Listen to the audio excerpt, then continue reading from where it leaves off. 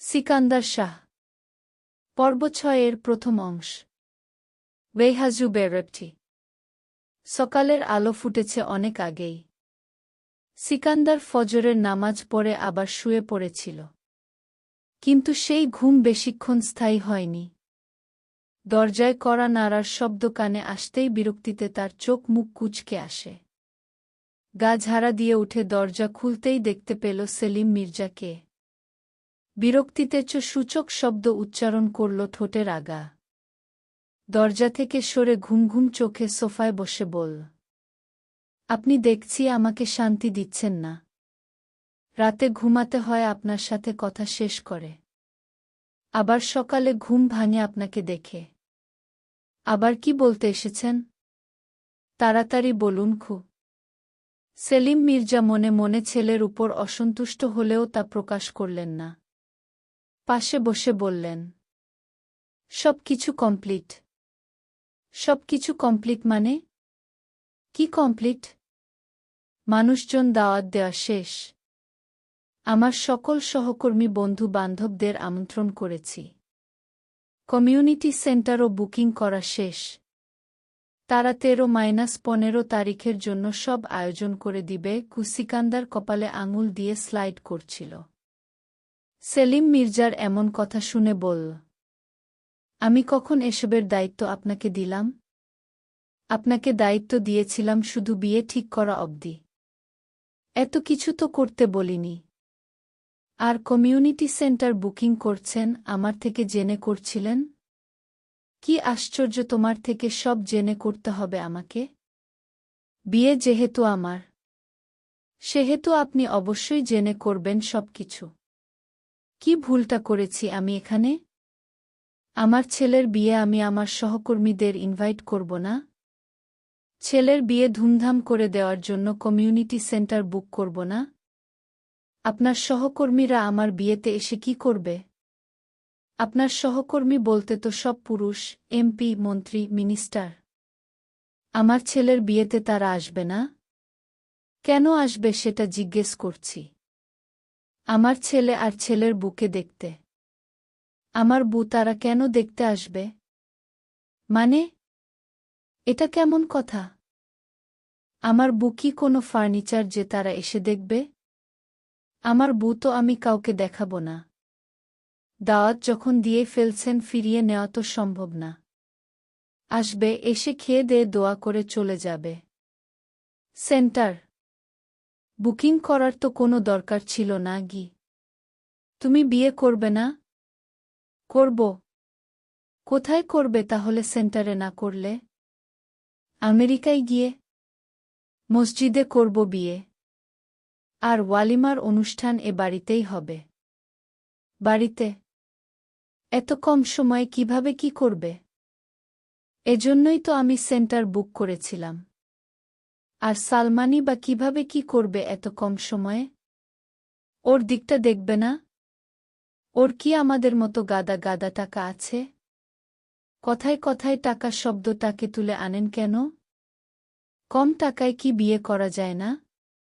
কেউ করে না। সবার কি আপনার মতো অঢেল টাকা? চাচাকে ধুমধাম করে আয়োজন করতে মানা করেছি আমি। ঘরোয়াভাবে হবে ও বাড়িতে মেহেন্দি, গায়ে হলুদ আর বিয়ের অনুষ্ঠান। আপনি কি বরযাত্রী হিসেবে দেশের সকল লোক নিয়েতে চাচ্ছেন নাকি যে এত ঘেমে যাচ্ছেন সাধারণ বিষয় নিয়ে? আর তাছাড়া সব কিছু করা শেষ। বাহিরে তাকিয়ে দেখুন। সেলিম মির্জা উঠে বাহিরে তাকিয়ে দেখল বাহির থেকে লোকজন বাঁশ, ফুল, ঝাড়বাতি এসব নিয়ে আসছে ডেকোরেশনের জন্য। তুমি আমাকে বলবে না যে তোমার বিয়ের সব তুমিই করছ? কতগুলো টাকা দিয়েছি সেন্টারে জানো?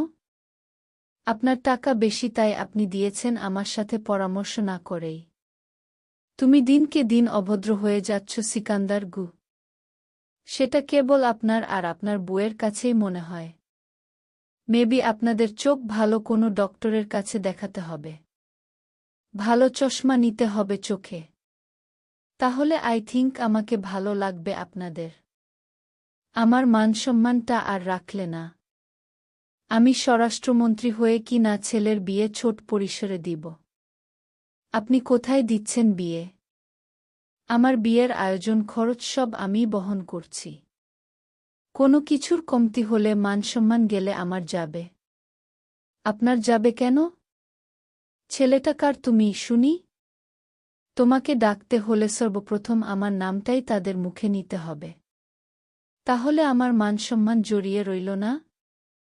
ওয়েল, ভরসা রাখুন আপনার সহকর্মীদের আপ্যায়নে কোনো কমতি হবে না গি। তুমি ইচ্ছে করেই এমনটা করছো তাই না? পুরনো ক্ষোভগুলো এভাবে ঝাড়ছ আপনার সাথে তর্ক করে আর এনার্জি নষ্ট করতে চাই না। আপনি প্লিজ আসুন। সকাল সকাল আমার মুডের 12টা বাজিয়ে দিচ্ছেন। তুমি 24টা বাজিয়ে দিয়েছ আমার। যদি আমার মানসম্মান খুইয়েছ তুমি তাহলে আমার চেয়ে খারাপ কিন্তু আর কেউ হবে না গ। সেলিম মির্জা চলে গেলেন। সিকান্দার হাই তুলতে তুলতে নিচে আসল। ম্যানেজারের সাথে কথাবার্তা বলল। ম্যানেজার আশ্বস্ত করে বলল তার পছন্দমতোই সবটা হবে ডেকোরেশন। দুপুরের দিকে মুনতাহাদের বাড়িতে একটা পার্সেল আসলো মুনতাহার নামে। নিচে নেমে পার্সেলটা রিসিভ করল। বর্ষর একটা পার্সেল। পার্সেলের গায়ে সিকান্দার শাহ এর নাম লেখা। তার মানে উনি পাঠিয়েছেন এটা। কি আছে? রুমে নিয়ে খুলে দেখল এক বক্স হিজাব। প্রায় সব রঙেরই হিজাব আছে। সাথে সাথে মেসেজ আসলো ফোনে সেদিন অনেকটা দেরি হয়ে যাচ্ছিল, আপনাকেও ক্লান্ত লাগছিল বলে আপনার বাকি জিনিসগুলো আর কেনা হয়নি। আমি তারপরের দিন গিয়ে কিনে এনেছি। শুনুন পোশাকের সাথে হিজাব ক্যারি করবেন প্রতিটি অনুষ্ঠানে। আর হ্যাঁ, সিম্পলভাবে সাজবেন। মুখে অতিরিক্ত প্রসাধনী ব্যবহার করতে নিষেধ করবেন। আপনার সাথে আমার দেখা হচ্ছে সরাসরি বিয়ের দিন। বুঝছেন? মুনতাহা কেবল রিপ্লাইতে বলল, জি বুঝেছি। আপনার আমার পরশু দেখা হচ্ছে তবে কি? মুনতাহা হিজাবগুলো আলমারিতে তুলে রাখল। তার নানা বাড়ির লোকজন চলে এসেছে। বাহিরে একটা গরু আনা হয়েছে। বসার ঘরে মেহেন্দির অনুষ্ঠানের জন্য বসার জায়গা করা হয়েছে। মুনতাহার মামিরা এসে থেকেই ঠেস মেরে মেরে কথা বলছে। সিমরানকেও পাঠিয়ে দেওয়া হয়েছে এ বাড়িতে। সিমরান এদের কাউকেই দেখতে পারে না। মুনতাহার মামিরা বলছে, বাহে মুনতাহা তো ভালোই বশ করতে জানে।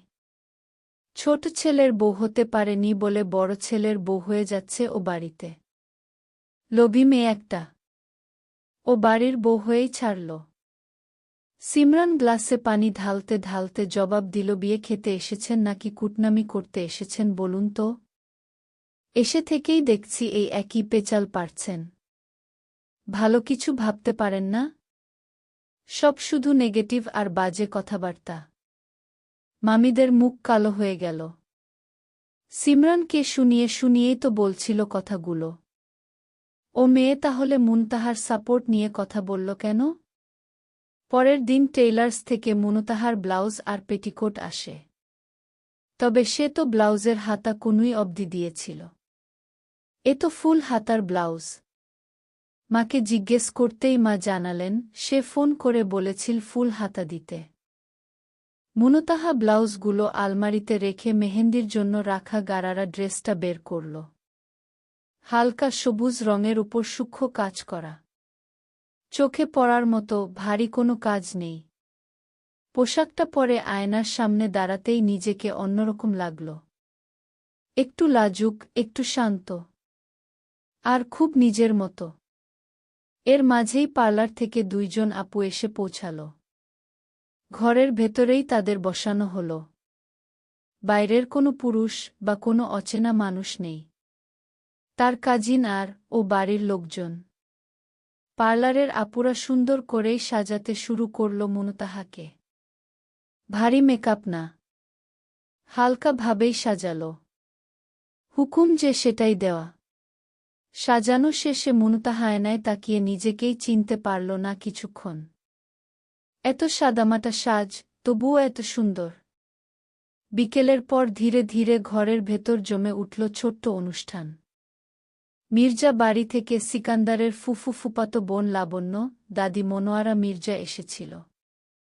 মুনতাহার খালা, মামি, কাজিনরা সবাই মিলে এক উষ্ণ, আপন পরিবেশ। কোথাও কোনো উচ্চস্বরে গান নেই, ডিজে নেই, অশালীন কিছু নেই।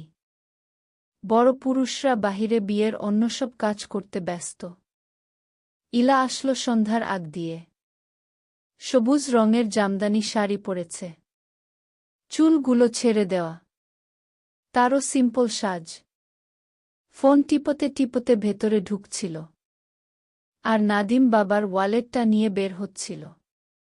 পথিমধ্যে দুজনে জোরে সোরে একটা ধাক্কা খেল। ইলা মাথায় ব্যথা পেয়েছে। ইলার রাগ হল। মাথা চেপে ধরে বলল, অসভ্য কানা দেখে চলতে পারেন না? নাদিম চোখ তুলে তাকাল। ইলাকে দেখল, তবে চিনল না। হয়তো সে যে আছে সেজন্য। আপনি অসভ্য কানা গিউ। নাদিম চলে গেল। ইলা ঘাড় ঘুরিয়ে নাদিমের চেহারাটা দেখেই চিনে ফেলল এটা শপিং মলের ওই অসভ্যটা। কিন্তু এ বাড়িতে কি মুনতাহার রিলেটিভ নাকি? যাক জ্ঞাই হোক, বেয়াদব ছেলে একটা। ইলা ভেতরে এসে দেখল মেহেন্দির অনুষ্ঠান অলরেডি শুরু হয়ে গেছে। পিচ্ছি পিচ্ছি ছেলেমেয়েরা আনন্দ করছে। মেহেদি আর্টিস্ট এসেছে। সবাইকে মেহেদি পরিয়ে দিচ্ছে। ইলা গিয়ে পাশে বসলে মুনতাহার। পাশ থেকে আরেক মেহেদি আর্টিস্ট ইলার হাতেও মেহেদি লাগিয়ে দিতে লাগল। মুনতাহার দুহাত ভর্তি মেহেদি লাগানো হল। হাতের মাঝখানে সিকান্দারের নাম লিখে দেওয়া হল ছোট্ট করে। ইলাকে জিজ্ঞেস করল তার হাতে কোনো নাম লিখে দিবে কিনা, তার কেউ আছে কিনা। ইলা বলল, বা হাতে লিখে দেন সিঙ্গেল লাইফ ইজ জিঙ্গালালা, মাই ফিউচার হাজব্যান্ড ইজ লাপাত্তাগু। মেহেদি আর্টিস্ট সত্যি সত্যি সেটাই লিখে দিল। মুনতাহার মামিরা হাত ভরে মেহেদি দিয়ে এখন পা ভরে মেহেদি দিচ্ছে। সিমরান সেটা দেখে বিড়বিড় করে বলল, ভাতের দল। মেহেদির অনুষ্ঠান শেষে ছবি তোলা হল। ছবিটবি তোলা শেষ হতে হতে রাত 10টা বেজে গেল। এত রাতে একা ইলা কিভাবে বাসায় যাবে? অন্যের বাসায় তো রাত থাকা এলাও না তার। একা একা যাওয়াটাও রিস্কি। মুনতাহা তখন নাদিমকে ডাকল। নাদিম বাগানে একটা লাইট লাগাচ্ছিল, আগেরটা নষ্ট হয়ে গিয়েছিল সেজন্য। মুনতাহা ডাকায় হাতের কাজটা শেষ করে যেতেই সে বলল, ভাইয়া আপনি কি একটু ইলাকে বাসায় দিয়ে আসবেন? আঙ্কেল বাসায় নেই। তা না হলে আঙ্কেলই আসত নিতে। নাদিম নামটা বিড়বিড় করল। ইলা শুনেছিল নামটা। মুনতাহার বান্ধবী। ঠিক আছে, আসুন। মুনতাহা ইশারায় যেতে বলল। ইলা বিড়বিড় করে জিজ্ঞেস করল, এটা কে হয় তোমার? উনি অনেক বদলোক। তার সাথে কেন পাঠাচ্ছ? আর কেউ নেই? কি বলছো এসব? উনি নাদিম ভাইয়া। বদলোক কেন বলছ? ইলা যেন আকাশ থেকে পড়ল। এটা তোমার ওই সৎ ভাই। এজন্যই এত পাজি। বদের হাড্ডি উ। কি হলো আসুন? নাদিম যেতে যেতে ডেকে উঠল। যাও, রাত হচ্ছে তো উ। ইলা বেরিয়ে গেল। নাদিম তার বাইকটা বের করে বলল, উঠুন গু। ইলার চোখ কপালে। আমি বাইকে বসব না, আমার কোলে বসবেন। আসুন বসুন ইউ। ইলা বিড়বিড় করল, বেয়াদব। কি হলো উঠুন। না গেলে বলুন। শুধু শুধু আমার সময় নষ্ট করার কোনো মানে হয়? ইলা উঠে বসল। দুজনের মাঝে মনে হলে এক হাত দূরত্ব। নাদিম বাইক স্টার্ট দিয়ে বলল, বাইক থেকে পরে হাত পা ভাঙলে তখন আমার দোষ দিলে খবর আছে। বাইক উঠিয়ে দীপ শরীরের উপর দিয়ে বলে রাখলাম। ইলার সাথে সাথে তাল সামলাতে না পেরে নাদিমের উপর পড়ে গেল। আপনি তো ভারী অসভ্য লোক। মেয়েদের সাথে কিভাবে কথা বলতে হয় জানেন না? আর এভাবে খবিশের মতো বাইক টান দিলেন কেন? না জানি না কিভাবে মেয়েদের সাথে কথা বলতে হয়। আপনি শেখাবেন? আর আমি বাইক এভাবেই চালাই। ইলা সরে আসল। বাইকের পেছনে হাত রেখে মুখ ভেঙিয়ে পায়ের উপর পা তুলে বল, ধীরে সুস্থে চালাবেন বাইক। ফেলে দিলে আসলেই আপনার খবর আছে। নাদিম আয়নায় ইলাকে দেখল। মাইয়া বাইকে পায়ের উপর পা তুলে বসছে। ওরে নবাবজাদির বংশধর। বাঁকা হেসে আরো জোরে স্পিড বাড়াল। ইলা চেপে ধরল নাদিমের কাঁধ। ভয়ে চিৎকার করে বলল, ওরে আল্লাহ! এই খবিশ, জাউরা বেড়া, আস্তে চালান। আমার কলিজা উড়ে গেল রে কি! নাদিম ফুল মাস্তিতে বলল, আপনি উড়ে যেতে পারেন না? বাইকে কেউ এভাবে বসে? বসতে হয় আটসাট করে জড়িয়ে ধরে। ধরুন তো আমাকে, তারপর দেখুন কালবৈশাখী ঝড় আসলেও আপনাকে উড়িয়ে নিতে পারবে না। আমার এখনো বিয়ে হয়নি। বিগ আস সিস্টার। আস্তে চালান ভাই।